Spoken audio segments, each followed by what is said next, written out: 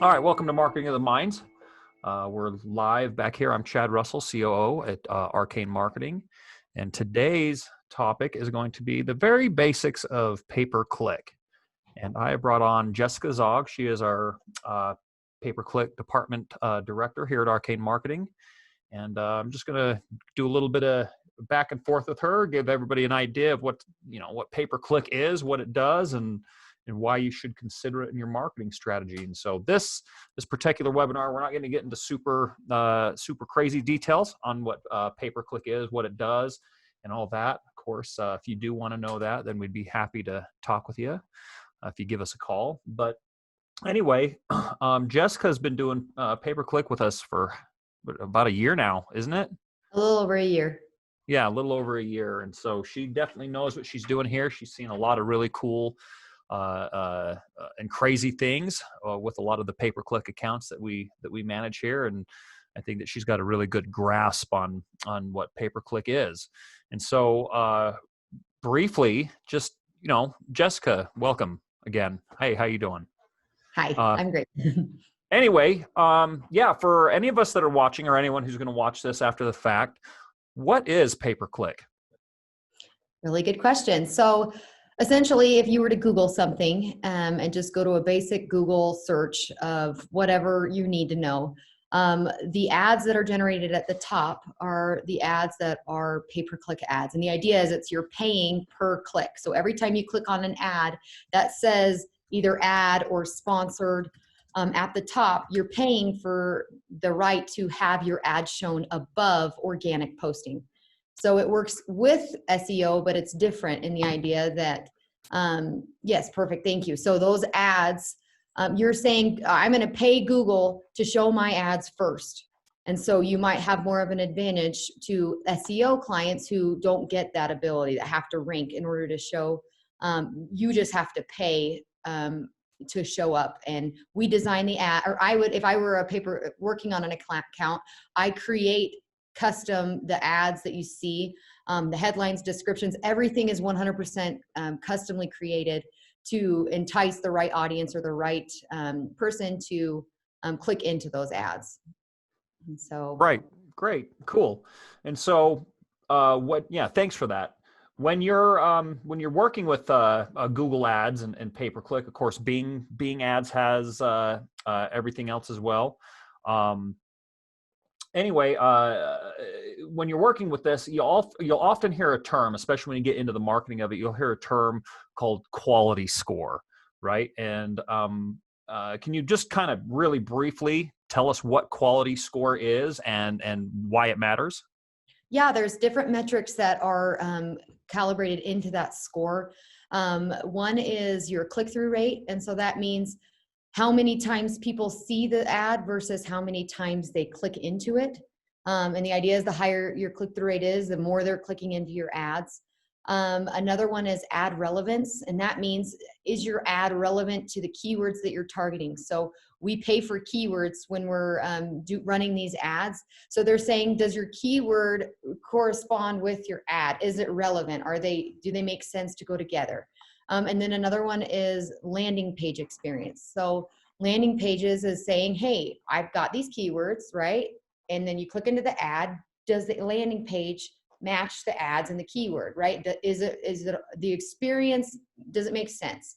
I've seen so many accounts where they've got keywords, and then you click into the web page and you're like, I'm confused, right? How did I get from this place? So all of those scores are factored in to create your quality score and to determine whether it's going to show above others.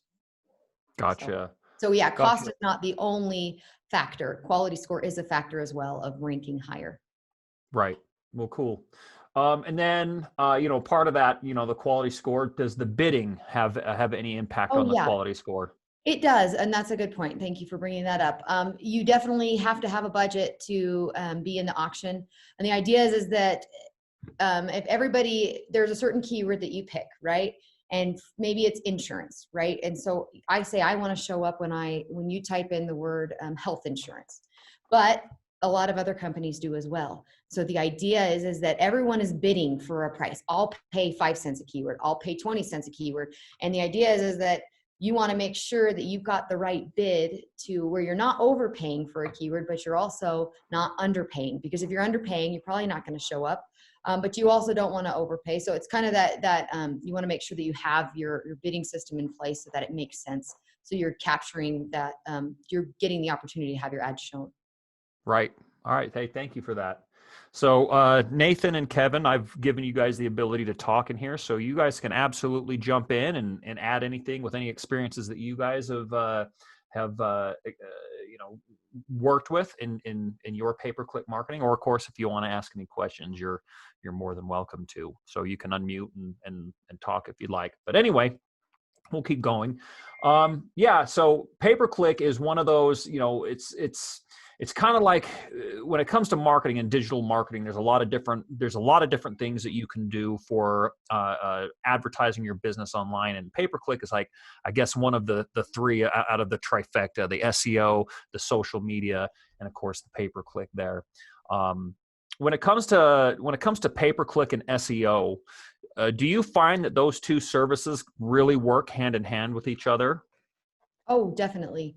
The idea is that pay-per-click's kind of the short game, right? If you're wanting to get your business kickstarted and get a really good return on investment quickly, pay-per-click is where you want to be. You really, you'll see a much quicker turnaround, and it's because you're paying a little more, but it makes sense, right? You're going to get a nice return on investment. You're going to start making money. But as far as organic posting, that's very important because that's your long game strategy. So you have to have both strategies if you want to be successful. If you only focus on pay-per-click, your long game is not going to really do well. SEO is going to suffer. The same way, if you're only doing SEO, a lot of times pay-per-click will help, and they just kind of work hand in hand, very much so. Yeah, I've found that, my specialty here, I've specialized in SEO. I've been doing it for years. And I've found that, SEO is a fantastic way to brand your business and and demonstrate your expertise and your knowledge and help establish a lot of trust going forward with your brand. And I found that, with a good, robust SEO strategy tied in with a pay-per-click strategy, you get a much more coherent message out to your customer base, and you make it easier for them to finally make that decision whether or not they want to use your services or buy your products, especially when your ads are starting to show up after people have done their research on your business and on your products and your services.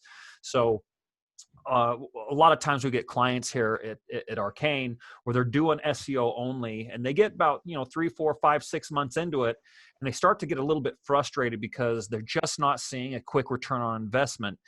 And a lot of times it has to do with setting the right expectations of what that particular service is doing for you.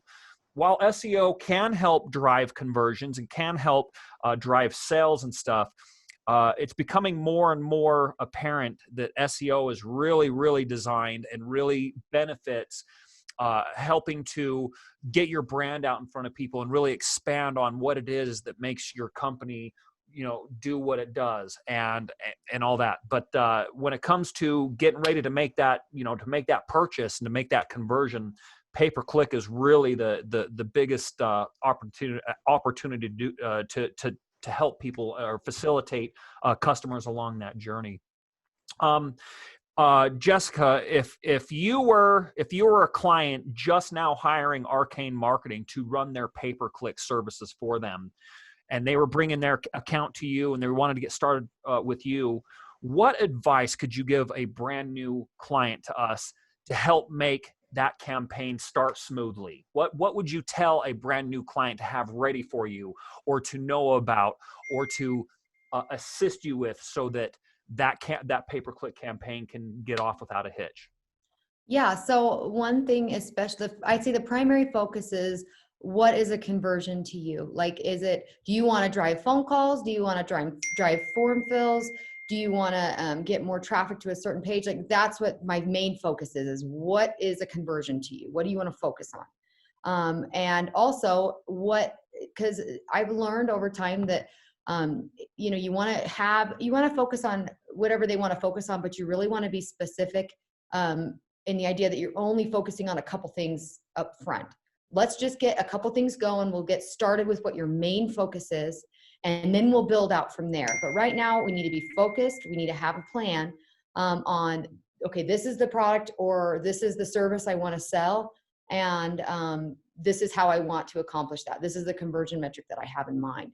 And really for me, that's what I need to just get their vision.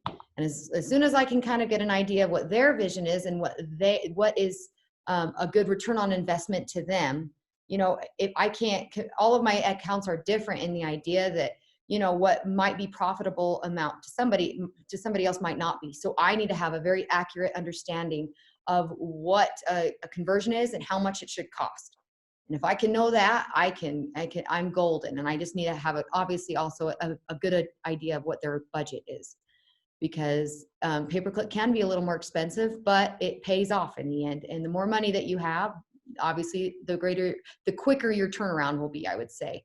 And so it's an investment, but it's worth it. And so I have to also understand that as well.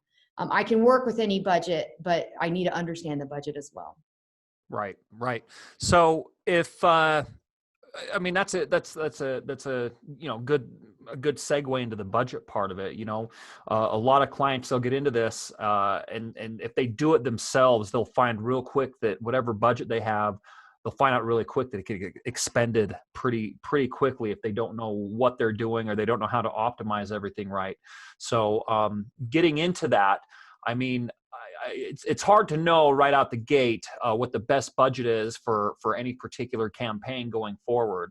But would you have an answer, or would you have some suggestions on anybody who, let's say if they wanted to start out their own pay-per-click campaign at the beginning, maybe before they hired an agency or anything going like that, would you have any suggestions on maybe a range of budgets for a client that's running maybe like an e-commerce store who's selling products versus a service? Because that's totally different if you're trying to sell a product versus trying to sell a service, especially if it's an ongoing service. What would you recommend as a good starting budget for somebody to test out to see if it works? And of course, I know there's a lot of different factors that go into it, but if we were to look at it from 30,000 miles above, what would be a good test start budget for somebody, or a range that someone could work with without breaking the bank too bad, but get their feet wet with it? Yeah. Okay. So what I would recommend is, if you have a small budget, like I would say $500, right? I want to start at $500. And that's per month? Per month in ad spend. Okay. That is a very, very, very limited budget, but it's a good place to start. And the key here is that you do not want to, what you're working with is you want to have your budget match your ads, in the idea that if you have a small budget, you've got a small amount of ads. So I would suggest, if you want to start out, you pick one thing, one campaign you want to run, and have one ad group, just one, and have it maybe be a general one, or really just focusing on your top thing you want to sell. If it's an e-commerce site, maybe it's one product. But you have to understand, though, e-commerce is different in the idea that shopping campaigns are different than search campaigns, in the idea that they show up in different places, they do different things, and they have different reasons. So maybe starting before you start saying, do I want to do a shopping campaign or do I want to do a search campaign? Because they are different and they have different options. So maybe doing that initial research. Once you've reached that decision, say it's a service that you're offering, say it's oil changes.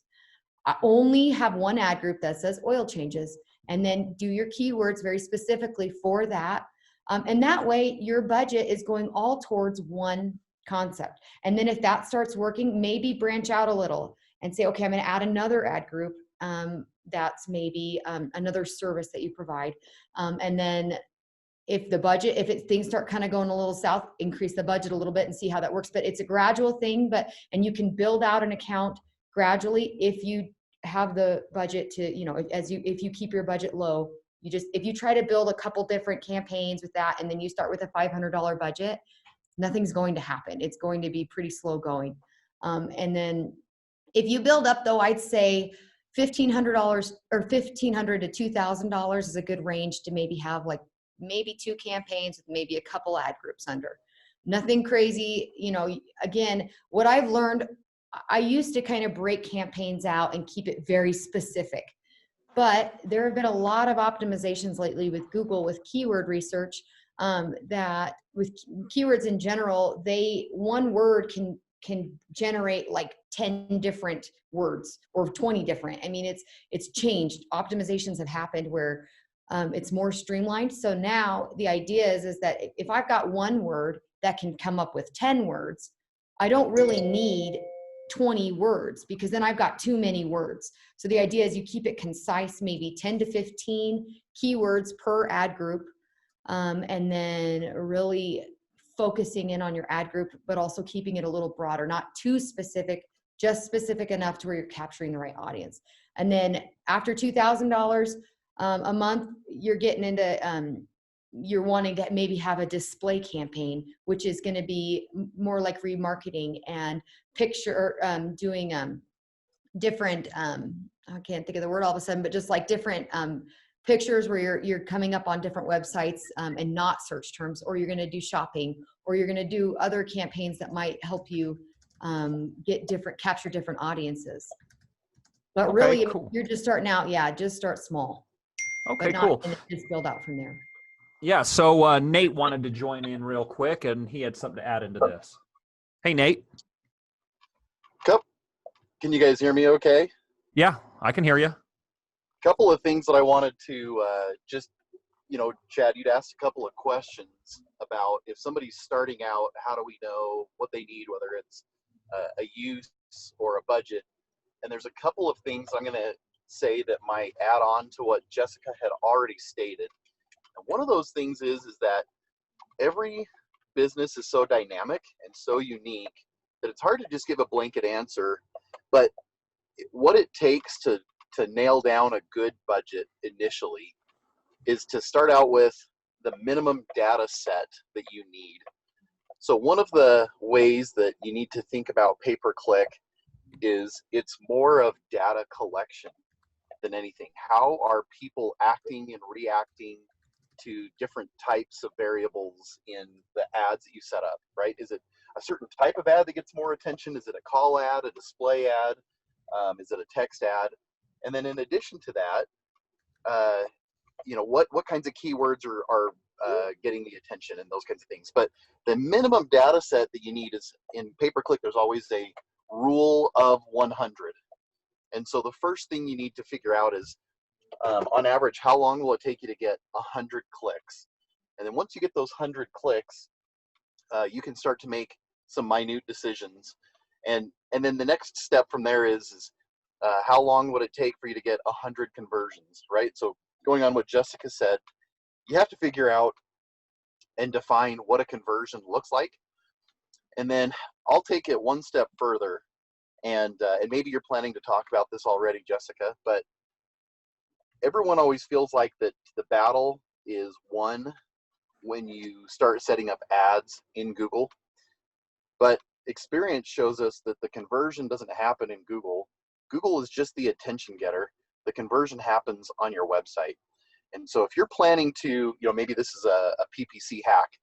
If you're planning to run pay-per-click, then you don't want to just always send everyone to your homepage. In fact, I would suggest that most of the time sending people to your homepage is probably the wrong answer.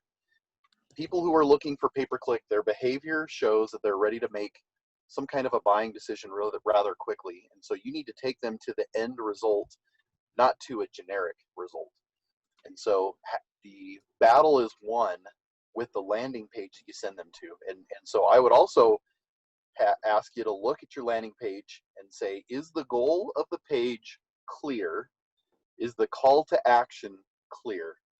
If it is, then I think you're on the right path, and you can always make minute adjustments.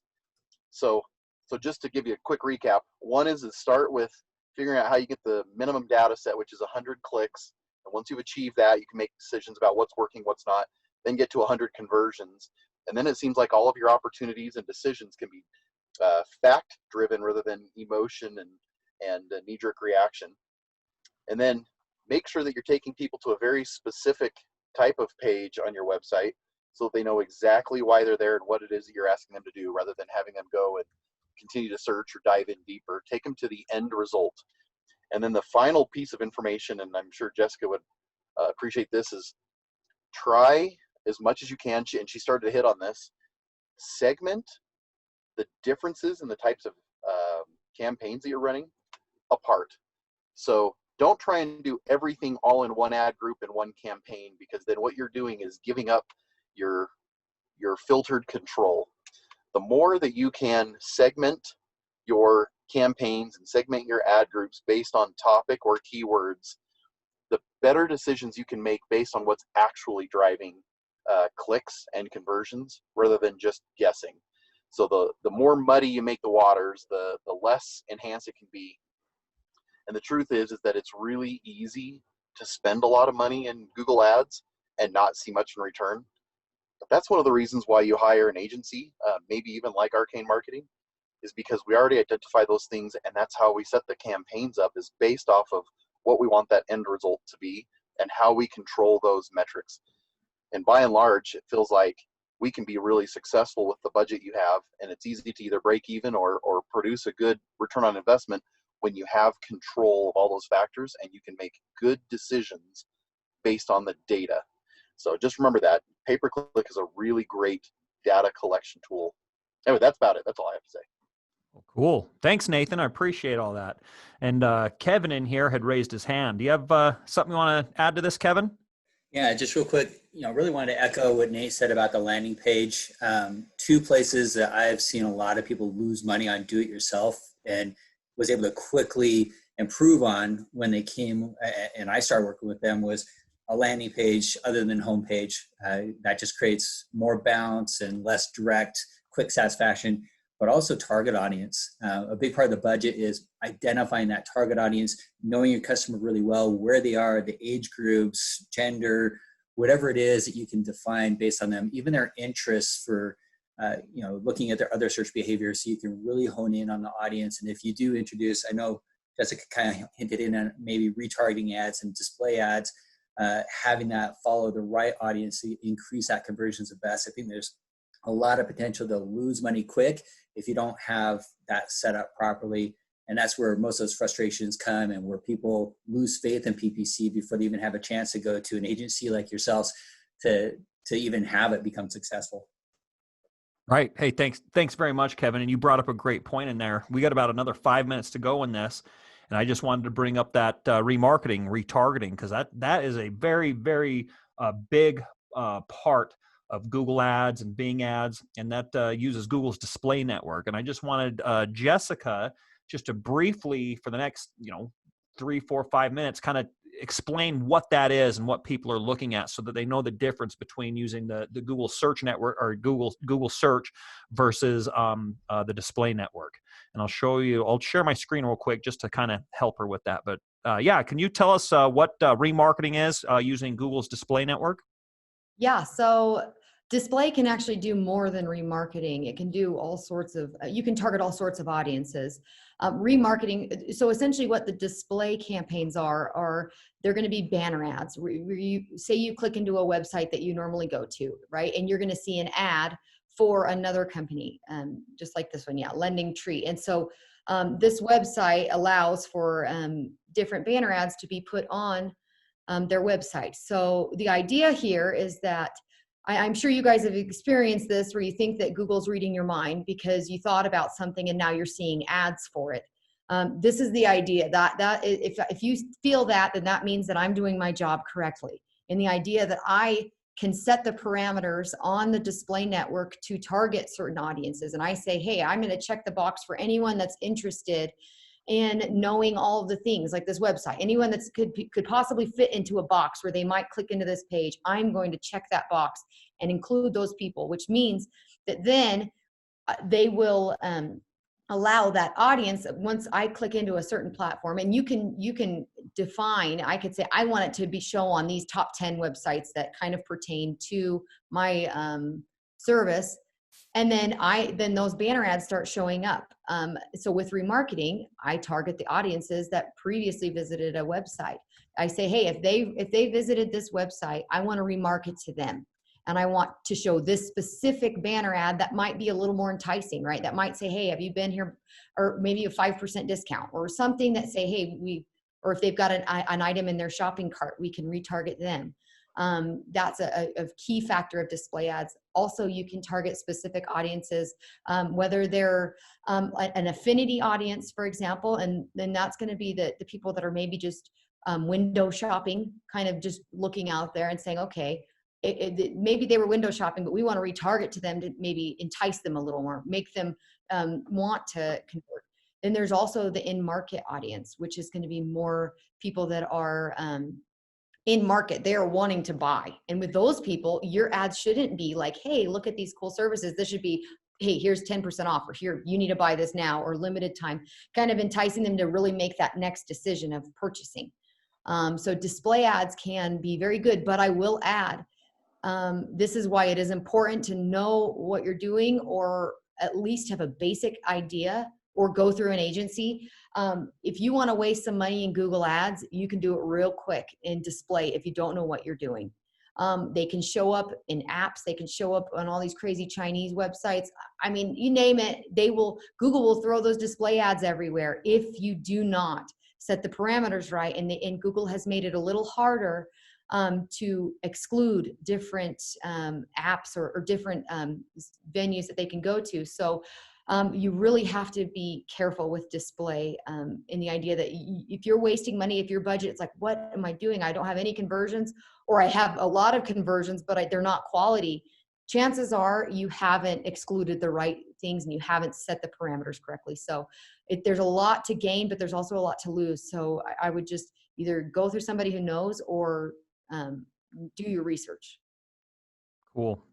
Hey, well, thank you very much for all that, Jessica. And we are just about out of time for this, but it was really great to have you come in and just kind of really go over a lot of the basics. You know, there's a lot of people hear about pay-per-click, and they always say, I know I need it, but they just don't understand the little intricacies about it. And there's some basic knowledge about pay-per-click that I think that everybody should have, even if they hire an agency to perform their pay-per-click and run their campaigns for them.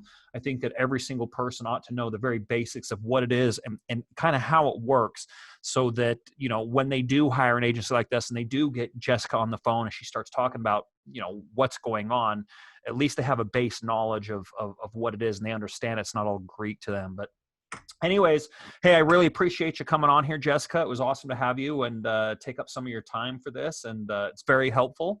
And maybe in the future, when we do, you know, a little bit more advanced stuff or particular things, I might want to talk more about the remarketing sometime in the future, because I think a lot of people have a good idea of what it is, but don't know all the crazy little details of it, and conversion tracking and all that stuff. I mean, there's so much that, you know, half an hour just can't at all scratch the surface on it, but at least it's an introduction. But anyways, thank you very much again for joining Marketing of the Minds for this, Jessica. I really appreciate it. And we will see all the rest of you at the same time next week at 1:30.